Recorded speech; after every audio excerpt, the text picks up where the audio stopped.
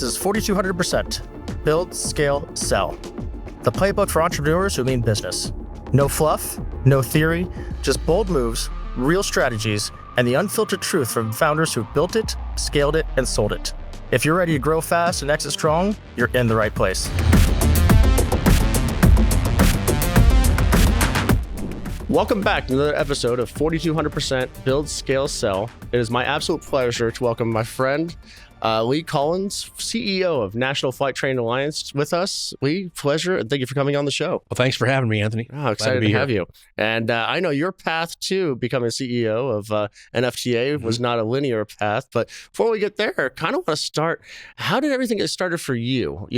Tell me a little bit about your past, your childhood, all the way up to today. Yeah, well, I started out in a family that had aviation ties and aviation roots, so it was always there from a very young age. But, not long after high school and into college, I realized I was sort of tracking towards that dream and spent some time post-college working in the flight instructing world. I actually had a 141 flight school based in Louisville, Kentucky.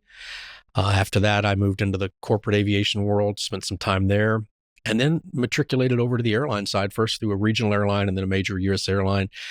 Spent all total between those two about 35 years. A good portion of that, though, was in working on issues outside of just flight operations, whether it be corporate philanthropic stuff with the airline, or then finally post 9/11 working on government legislative affairs in D.C., which took up a good segment of my airline commitment.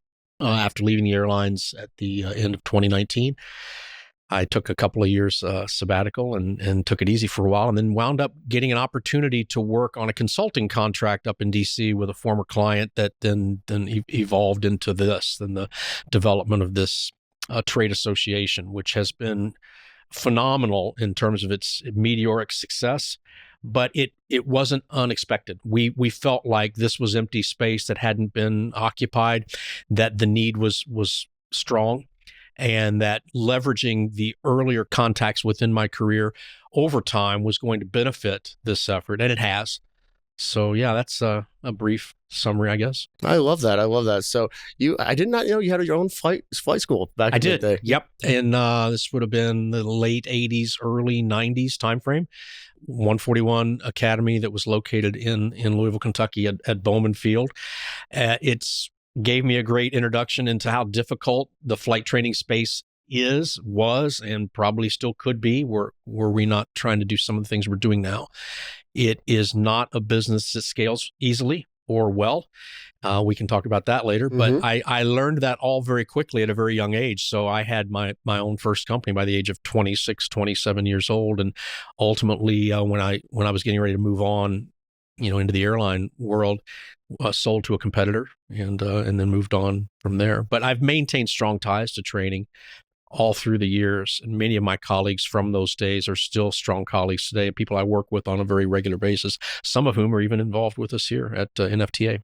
That's amazing. I absolutely love that. And we were talking a little bit before the show as well, is you had a choice to make. It wasn't necessarily going to be aviation. Right.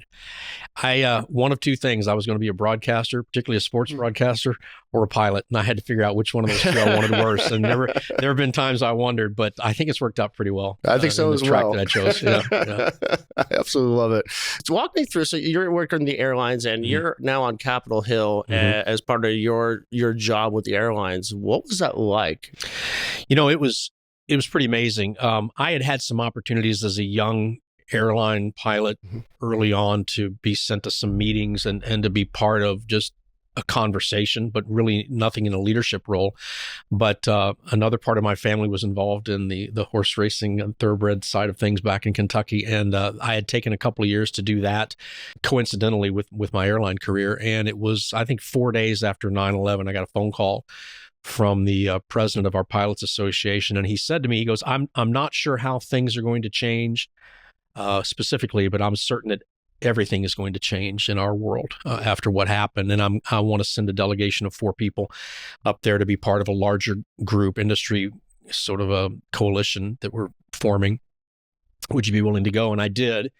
And I principally began working on airline aviation security issues post 9/11. And that took up a couple of years. I actually was assigned to the task force that built the TSA, which Oh, wow. Sometimes I look back on that and wonder if that was time well spent or not. But it did put me in a position to learn that business, government affairs. And then later, I'd say maybe 6 years or so, I had an opportunity to actually build for our Pilots Association there, which was another trade association, their government affairs division. And in doing so, I began to sort of ascend the ranks of the leadership side. And that over, what at that time was 11 years and ultimately 17 years in the DC space, began to make not only a record of achievement, but also sort of a portfolio and skill set that I think translates well to what we're doing here with NFTA.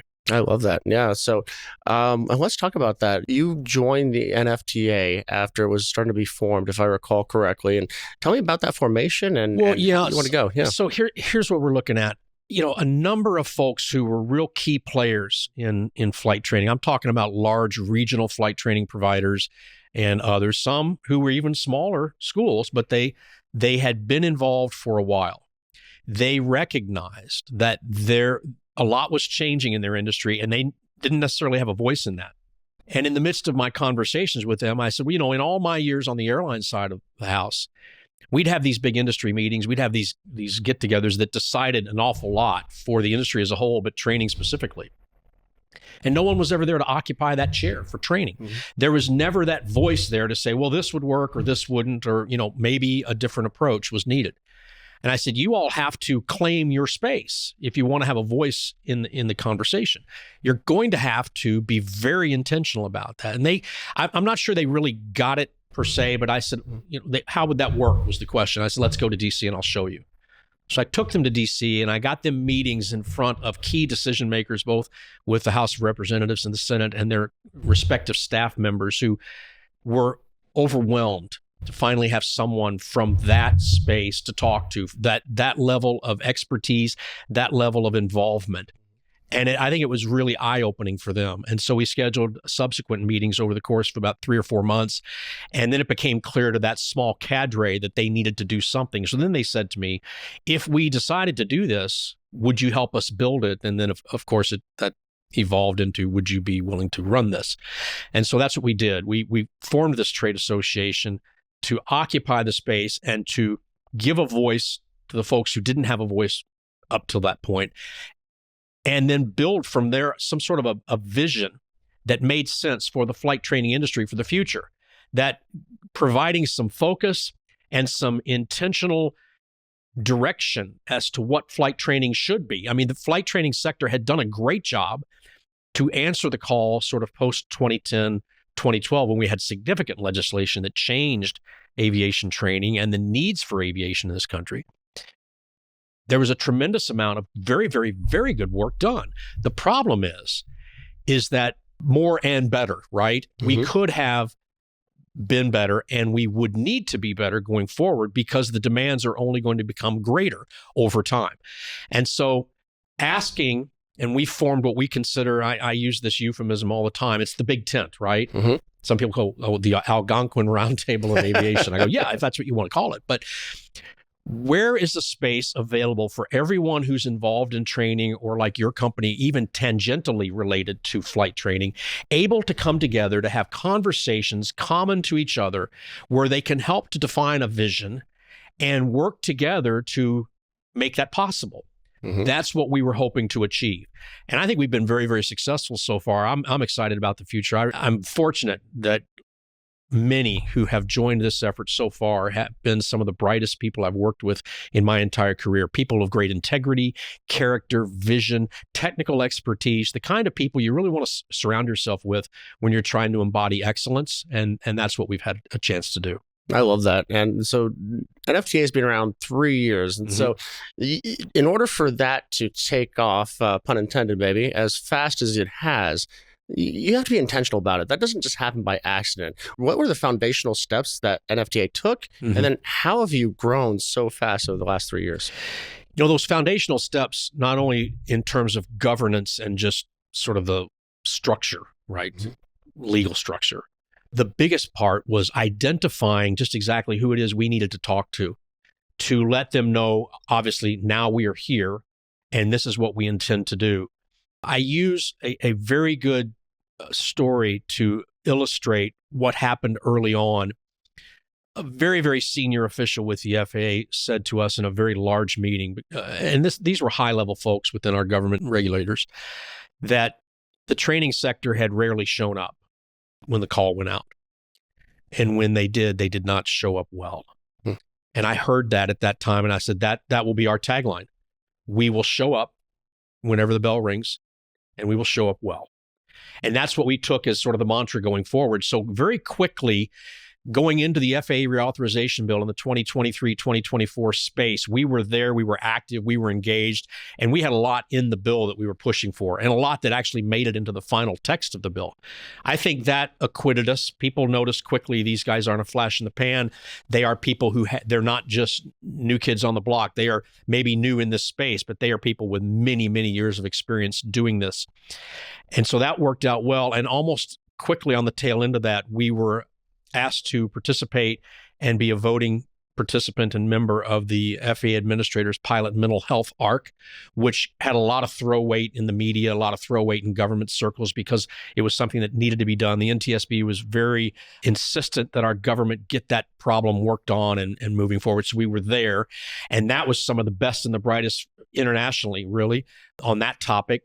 And we took a leadership role on that. If you look at the very first recommendation on that report that was issued last year, that first recommendation was authored by us and put forward by us and became really the ethos for everything else that came behind it, which was the FAA developing a non-punitive pathway for pilots who were having mental health or wellness issues to come forward and self-disclose to then hopefully get help and to improve system safety. So we were very happy with that. And then almost, I think 6 months later, when we were pushing towards an ARC to rewrite and redesign the 141 training regulatory scheme, we were invited by the FAA to be their industry co-lead, their industry partner, to help shepherd this process with them and to bring some structure to all of these stakeholders within aviation training to make sure everyone had a voice, to make it equitable, to make everyone feel as if there was an opportunity to speak. These were some of the real intentional steps that we took on large-scale issues to put ourselves out there as leaders and to then perform at a level that would be considered well, right? Be considered professional and equipped for the journey. I love that. It really shows, not obviously you have a plan and you actually go talk to the key players and get them all together in one room and start growing, but really filling a void, right? That's what I'm hearing when you tell me the story. You fill a void of something that just was absent. And by that very nature allowed and fuels your growth, if you will, along the way. And really kind of what we like to do as well is building that ecosystem, right? Who needs to be part of this? Who needs to have a voice in this room? And how do we grow together? Exactly. You know, there's a lot of alphabet groups in aviation, none of whom really were training specific. They were the jack of all trades, and they've done a very good job of that. I'm not being at all threatening in those comments. What I mean, though, is that we needed someone, because of the mission forward, to be focused on that and that alone, and to add that to the existing conversation. Those other alphabet groups, we say, have great opportunity to bring more to the discussion and to bring sort of a greater level of perspective. But we, as an organization, needed to keep our eye on the ball. And that the only way you're going to do that is by being in DC and being there regularly. We are there week in, week out. Our offices are at 600 Pennsylvania Avenue. I mean, we're within sight of the White House and the Capitol, right? But to instill the confidence, too, of your members and those who are counting on you to get it done, that you know what needs to be done, when it needs to be done, how it needs to be done, and you have that level of expertise. So when we bring people in to work in DC, they can come in and see the inner workings of how the operation is and what our focus is for both the short term and, of course, out over the horizon for the long term future of training. I love that. Absolutely. And so as you, of course, enter or accept more and more flight schools into NFTA, you're going to have some flight schools, you know, maybe a little bit like your 141 school, you know, have a couple of planes and they're starting to scale and grow. What would your advice be to them on how to scale their company? Be careful, right? Aviation is not like a lot of other business models. It doesn't scale easily. You have to be very, very careful about what your goals are And, what does success look like in 3, 5, 7, or even 10 years? You have to be able to easily define that. Now, that's not just aviation. That's with any company, right? But keenly aware of that. And then, of course, what the resource requirements are going to be with respect to the toughest one is always aircraft. That's something that really hamstrings our industry right now, is that there are no large-scale new training platforms being developed. We have small companies out there that are trying to gain a foothold. That may happen over time, but some of the platforms we're using now are 60 years old. Those are not something that's easy to scale on, because if you're buying airplanes that are that old and you're having to maintain them, those maintenance costs only seem to go up over time. Aircraft parts and engines and the things that become really absolutely required of people to keep in inventory and stock can become very expensive very quickly. So you're going to have to be careful, and you're going to have a very clear plan. And then aligning yourselves with willing partners, whether it's suppliers, maintainers, your insurance company, all the people that have great throw weight, the airport that you operate at, the airspace that those airports are located beneath, because if you have crowded airspace, it's hard to become efficient in your operations. These are all things you're going to have to be very clear about as you begin to grow larger, and know that some of the easiest ways to scale your business is to become satellite to your main location. Try to break it up into smaller places around a geographic region, necessarily than trying to keep everything into one spot. I think ATP has been a provider who has shown us the real wisdom there in all of that. As a company, they've done a good job with that. Absolutely. And what does scaling mean to you? Growing your business over time in a way that's profitable and allows you to have a future, right? To continue to be relevant with your company and your market share, your customers, the people that you do business with. You have to be able to answer their needs. And if you don't grow with them, then they'll find someone else to do business with. I could not agree more. That's amazing. Well, I'm excited about everything that you are doing with NFTA. And I know we're at Stratus happy to be part of it, and excited to see where you take this in the next couple of years. If people want to reach out to you or the NFTA, how would they get in touch with you? It's the National Flight Training Alliance.us.org, NFTAUS.org. But just look us up under National Flight Training Alliance. The website is there. There's a tremendous amount of opportunity. If you wanted to donate to the organization, there's an opportunity there at the website. If you want to make a comment, if you want to join, if you want to talk to us about what level of leadership you'd like to provide with you and your company, or if there's something we can do to help you by putting you in touch with other people in the industry who can act as mentors and guides and leaders for you, we've got that available. Just look it up at NFTAUS.org. Lee, thank you so much for joining us on this podcast. Lots of great information. And this has been another episode of 4200% Build, Scale, Sale. We'll see you on the next one. Thank you. Thanks for tuning in to 4200% Build, Scale, Sell. If you got value from today's episode, follow us on social media, subscribe wherever you get your podcasts, and leave a review. It helps more entrepreneurs find the show. Until next time, build smart, scale fast, and sell on your terms.